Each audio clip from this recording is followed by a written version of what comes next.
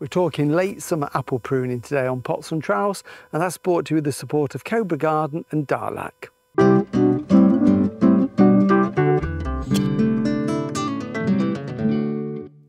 Hello and welcome to Pots and Trowels. Well, I'm in the veg garden today and I thought we'd have a look at the fruit trees that I planted earlier on in the season. And what I've done is plant a single row in a straight line of apples with a few pears mixed in, and they're going to form a screen between the vegetable garden behind me and the rest of the garden here where Jill stood with the camera. And to make it a little bit more ornamental, we've got flowering plants in amongst them as well, which are great for attracting the pollinators, of course. And these are what we call cordons. Traditionally, cordons were grown at 45 degrees as what we call an oblique cordon, but these are vertical cordons, a bit more of a modern method of growing them and often used this way now commercially. Lots of new orchards are planting vertical cordons in their orchards, and they will then create them as a hedge with the pruning, and that will enable them to be picked by machines in the future. So it's a very modern method of growing apples, and it's going to work really well here. Everyone is different, so when they all come into fruition, we're going to have a nice selection of different fruit. So what we're going to do today is a bit of pruning, but before that, I've noticed on this one here, and this is just a small one as you can see, but it's got some blossom just starting to open. Now you might think that's a bit odd because here we are now, first week in September, and we normally get blossom, of course, on a fruit tree in April time. And the reason for that is simply because the light levels at this time of the year are very similar to what we would get in April, and it just sometimes tricks the tree into thinking it's time to produce some blossom. And you might get it on mature trees. It's nothing to worry about. They won't develop into fruits because obviously we're now going into autumn. So these are planted about 60 centimetres apart, 2 feet, which is going to be enough. And the idea is to keep them fairly closely pruned so that we can develop this hedge as we go along. And if we go to this one here, this is a good one to sort of demonstrate what I'm going to do on it. It was planted in April as a bare root tree. So we've got what we call a maiden, which was this main stem growing up there. And then what it's done since I planted it quite late in the season, I couldn't get them in the ground because we needed to prepare it. This was really full of rubble and horrible rubbish. We couldn't get them in the ground until April, which is a little bit late. Normally I like to think, you know, early March is the latest to plant a bare root tree, but we watered them. Everyone has grown, and you can see this one has made some really long extension growth.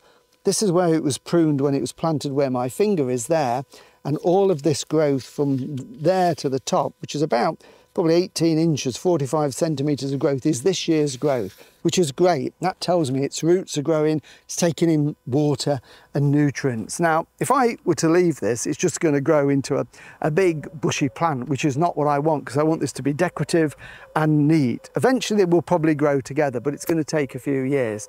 So what I'm going to do now, and here we are, first week in September, this is a great time to do it, and you can do this really right the way through September up until the end of the month. You could start earlier if you want, in mid-August time, but the reason we do it now is because the plant is starting to slow down. It isn't going to really make much more in the way of growth. It's had its growing season. It's all about preparing now for winter. So what I'm going to do, and this is what you can do on any cordons or stepovers or espaliers in the garden, and this is, as I say, a young one that I'm sort of training still into the shape, is do some pruning. And where it started to grow, from there, I'm going to literally cut that off with a sharp pair of secateurs to that. So I'm cutting it just above a bud, a little bit far there.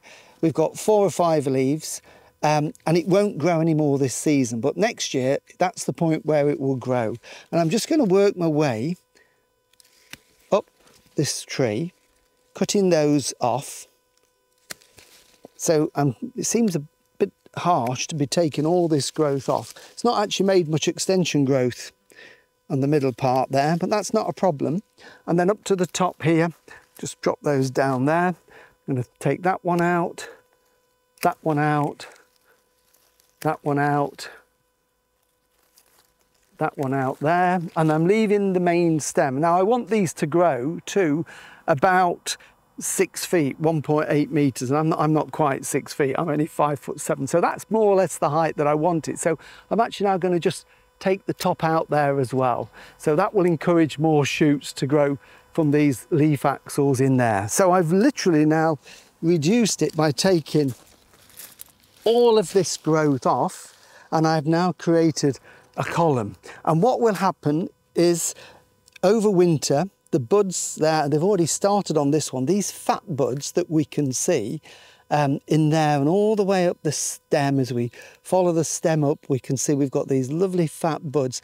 They're going to be blossom or flower buds for next spring. So this will be a column of flower, and next year we'll get fruit on this.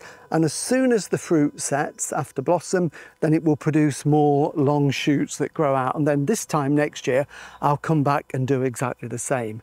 What will happen over time is these short growths that I've pruned back to, called spurs, will just get a little bit longer because we're always cutting back just to a few buds. So within 3 or 4 years, I'll have a column maybe this wide, and eventually they will all touch each other, and I will have my hedge of fruit trees, which I'm going to call a fredge of fruit trees. So mainly apples, there's the odd pear, and I'm going to work my way along there doing the pruning, and that is it. I don't need to do anything else now to them until next year.